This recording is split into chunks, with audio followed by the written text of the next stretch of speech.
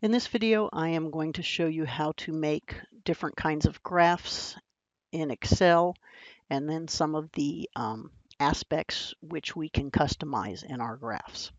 So we're going to start with this data here. I'm going to go ahead and select it. So this is median income by gender in thousands of dollars and throughout the years from 1950, 60, 70, and so on up to 2010. So I'm going to make what we call a multiple bar graph, and then I'm also going to make a time series graph for this data.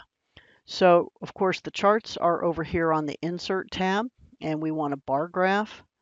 If you hover over these, it'll give you a preview of what your bar graph is going to look like.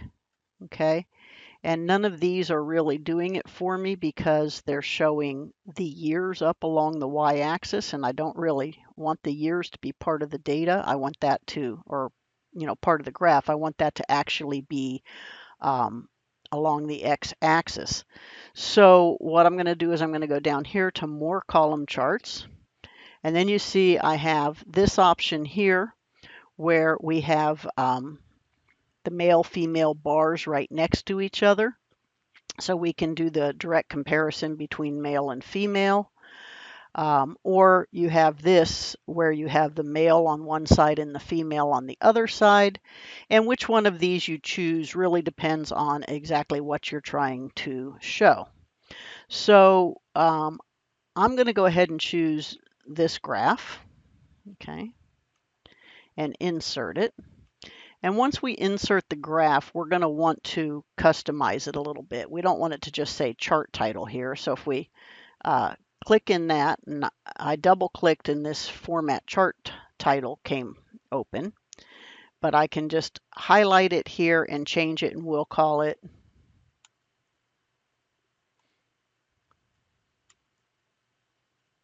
medium income by gender. Okay. Now another thing we might want to do is label the axes so we know what these numbers on this left here and on the bottom actually represent. So we can just click on that little plus sign and check the box that says axes or axis titles, right? And you can choose whether you want it to be to both axes have a title or just one or the other. Okay. So we're going to go ahead and now click in here, and we're going to change this to what it represents, which is years. And this one, we're going to change it to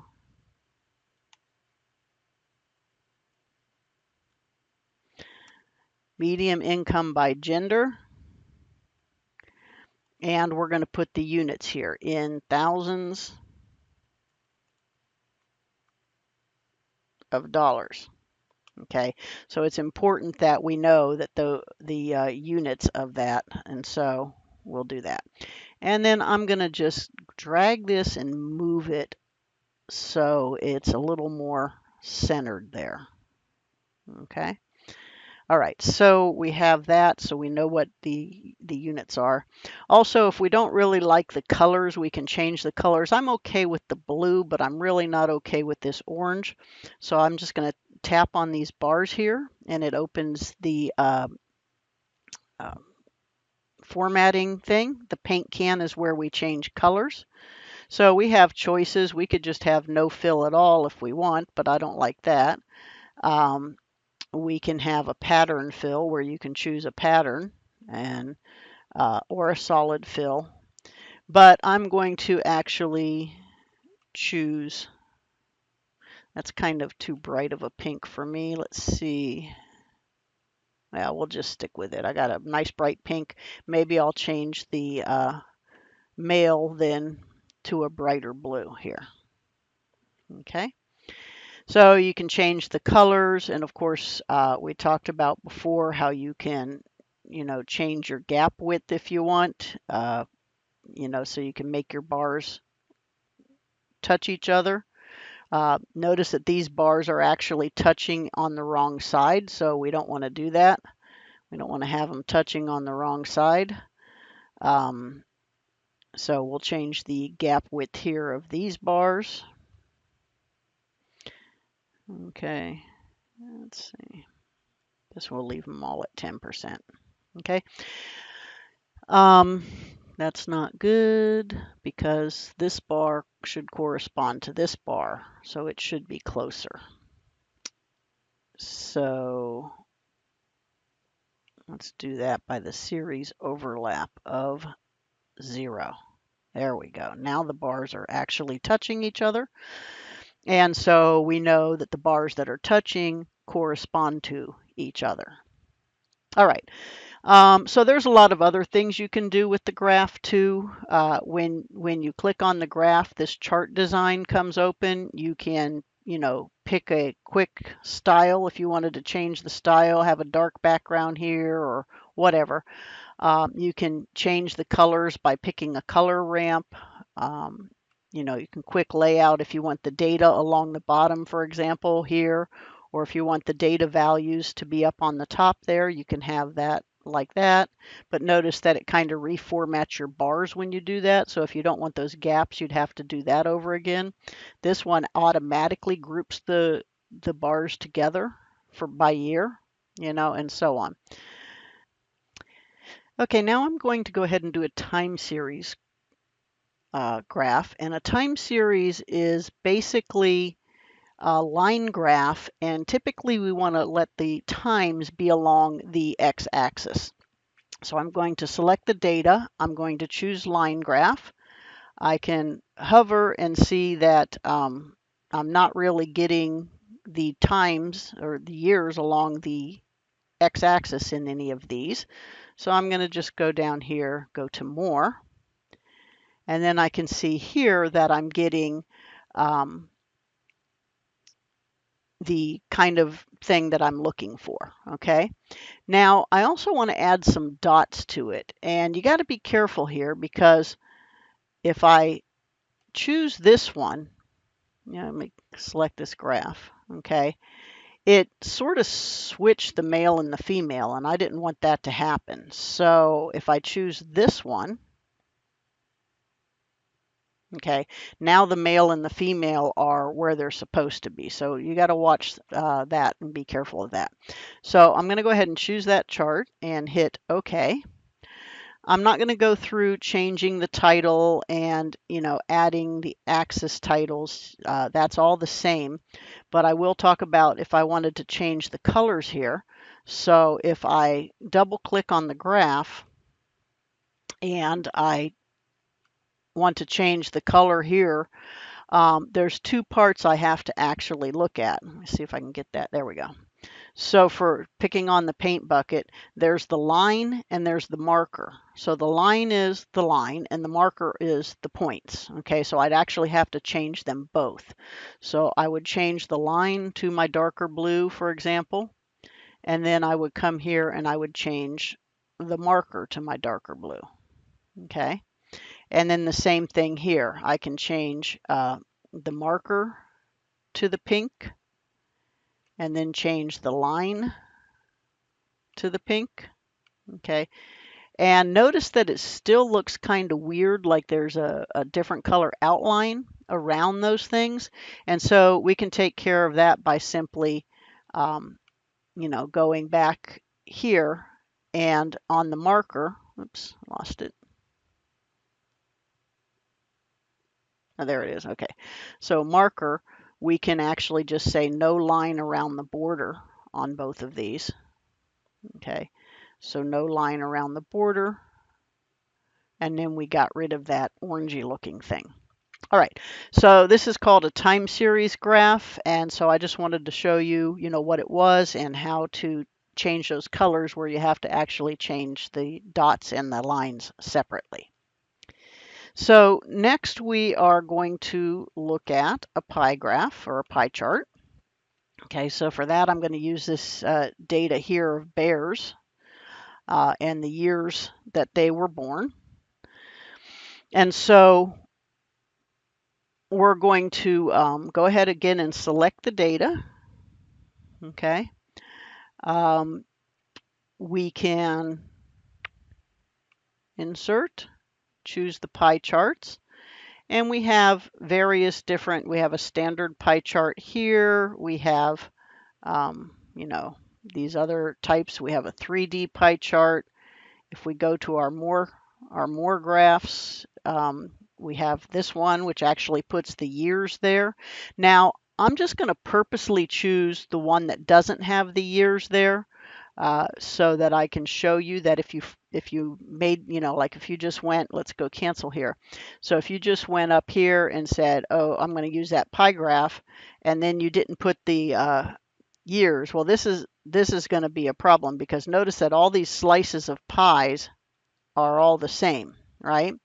So when we click on the chart, we have this chart design thing comes up, and we can hit this select data, right? And one thing I can do is I can get rid of the years. So I can actually simply just remove the years. Okay, so now I got bears up there. Okay, and then the other thing I can do over here is I don't want this to be 1, 2, 3, 4, 5. I want it to be the actual years. Okay, so I'm just going to go over there and select the years and then go OK. All right, so if I chose the wrong chart to begin with, when we go up into this select data, we can make the changes that we want to make, okay? And then, of course, there's all the things you can do. So you can, you know, pick an automatic pie chart here. You can pick one that has the percentages on it, you know, like one of these. You can pick a dark theme. So these are all your quick style things that you can do. If you don't like the color ramp and you want maybe just shades of blue, you can do the change colors here, or shades of orange. So there's a lot of different things that you can do here. You know, you can add some chart elements, like you can put the legend to the right instead of at the bottom. You can actually also do that here, where you can put the legend. I think we did that in the bar chart, you know, so there's actually 2 places that you can do that. You can move elements around in the chart if you don't like the way they look. You can, of course, resize the chart and so on. So there's a lot of things you can do, and if you use the wrong data and you need to change it, using that select data thing will actually work. All right. Okay, now I'm going to make a frequency polygon, and I have the IQ scores here, the classes, and frequency polygons are usually used in group data. I have the classes and the frequencies, and typically in a frequency polygon, we put the midpoints along the x-axis. So what I'm going to do is I'm going to go ahead and calculate those midpoints. Okay, and remember the midpoints, I'm going to just do it over here for a second. The midpoints, like for the first class here, is going to be 50 plus 69 divided by 2. Okay, and there's a reason I did it off to the side. So that value is going to be 59.5. And then I can see that the class width is 20. So if I add 20 to that, I get 79.5. And now if I just drag down, it should fill in the rest of these for me. So the reason I did it off to the side is because if I dragged this down, it would just put 59.5 in every cell, and I don't want that to happen. Okay. All right, so now we have the midpoints. So we're going to go ahead and select the midpoints in the frequency. And a frequency polygon is actually just a line graph. And if we look at these different choices, again, we have along the y-axis is our midpoints, and we don't want the midpoints along the y-axis. So we'll go down, we'll select more. This looks more like what we want, where we have the midpoints along the x-axis and our frequencies up along the y-axis. So we'll select that. We'll put some dots on it. Again, line with markers is basically usually your safest, because if you use stacked line with markers, it could mess up, you know, and so that would be reserved for something else. So we'll pick line with markers, okay? And we'll make sure that this one is highlighted and click OK. All right. And so now we can say, again, change our title. This title would be IQ scores. If we want to add our axes titles again,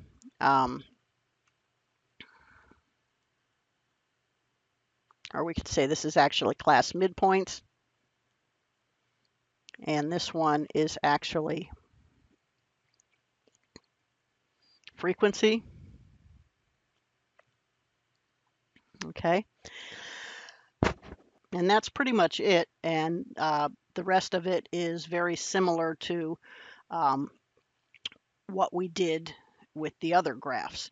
Now, a lot of times, like technically speaking, a lot of times a frequency polygon has a, you know, goes down to 0 on both sides. So if we wanted to actually make that happen, we can simply add like an extra class here. So we can go one more class and make its frequency 0. Okay. And also put an extra class above. So subtracting 20 from this is 39.5 with a frequency 0.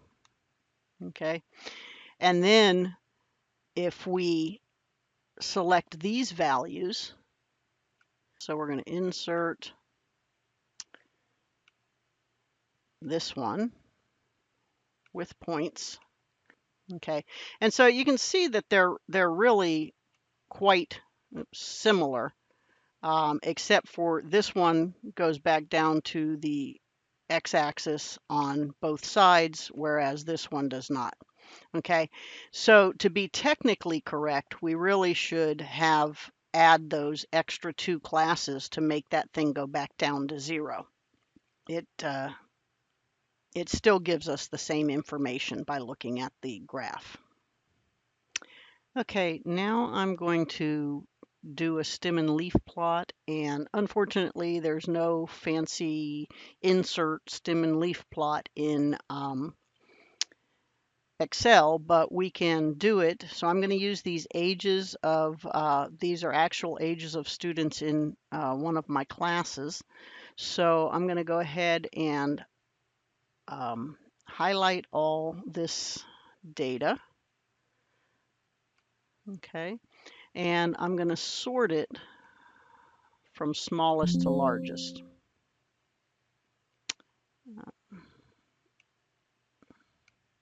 Okay, and so then I can see that I have the smallest value here is 18, the largest value here is 33. So the stem and leaf plot basically divides the numbers into 2 parts, the stem and the leaf. And if we have 2-digit numbers like this, the stem is just the tens digit, and the leaves are the units digit. And so in this case, since the data goes from 18 to 33, we basically only have 3 stems, the 10s, the 20s, and the 30s. So we'll put 1, 2, 3 for the stems, okay? And then the leaves are just the corresponding units digits, and we write them side by side. So what I'm going to do is I'm just going to simply go down this list, and for everything that has a tens digit of 1, I'm going to write the corresponding leaf. So I have an 8, 9, 9, 9, 9, 9, 9, 9. Oops. Messed that up, didn't I? Okay, let's get back over here. So I got 999, 999. That's 6 of them. Okay, so there's actually 13 of those. Okay, And so that would actually be my leaves for the unit digit. Now, look at it did it, wrote it in scientific notation because it thinks it's a number. So what I'm going to do is I'm going to go ahead and change this cell to text. Let's see.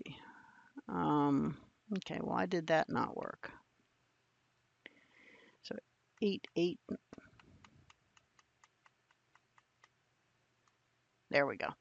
And I'm going to go ahead and change these two cells to text again before I do it, so I don't have to do it over again. Okay, so I went through the 9s. Now I'm going to go through the 20s. So I have 5 zeros. Okay, so 1, 2, 3, 4, 5. And then I have 3 1s. 1, 2, 3. I have a 2. I have a 3.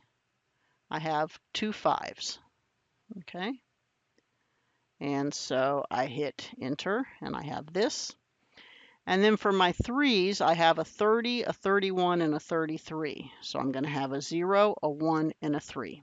Okay, so notice you're simply just using the tens digit as the stem, and then side by side writing all the units digits, and sorting the data from smallest to largest also helps us to just systematically go through there really quickly and do that. And this is a stem and leaf plot. And the nice thing about it is it actually gives us a visual picture of the data. So we can kind of think of this as a bar chart. The bars are going sideways. And we can see from this bar chart that more ages are in the 10s than in the 20s. And then there's not very many in the 30s. So you actually get a visual picture of the data, but you don't lose any of the data because you can always reconstruct the data from the stem and leaf plot. All right, so now a dot plot, we got to get a little tricky with the dot plot. So when I'm going to do a dot plot, it's basically for each value of 18, I'm going to have a dot above the number 18. And for each value of 19, I'm going to have a dot above each of those. So a real easy way to do that is, again, once the data is sorted, for the 18s, I'm just going to call them 1 and 2, okay? And then for the 19s, I'm going to go 1, 2, 3, and so on down to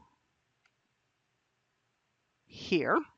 Okay, so I just used my fill down to do that, right? And then for the 20s, I can see I have 1, 2, 3, 4 of those. Oh, 5. I got 5 of those. Okay. For my 21s, I got 1, 2, 3. I only have 122. I have 123. I have 1, 2 25s. I have 1, 1, and 1 of each of these. Okay, so hopefully you followed what I did there. And so once I do that, I'm actually ready for my dot plot. So I can come over here and grab these 2 rows now and go into insert. And what I'm actually going to use is a scatter chart, because a scatter chart uses the first column as the X value and the second column as the Y value. And you'll see what happens here is it actually is a dot plot. So it's putting 2 values over the number 18. Now these axes, we can actually change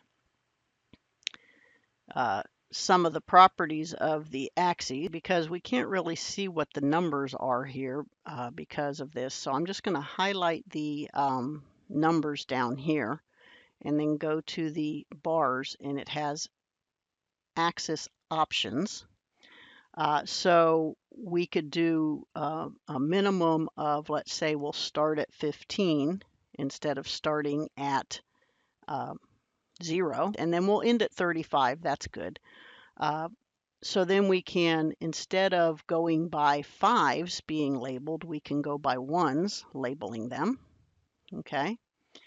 And there we have, so now we can see that there are two 18s, and then we can count up to 13 of these. We could change the y-axis too, but I think that one's okay. You could do some things like get rid of the grid lines if you don't like those there. I think it looks a little bit cleaner that way.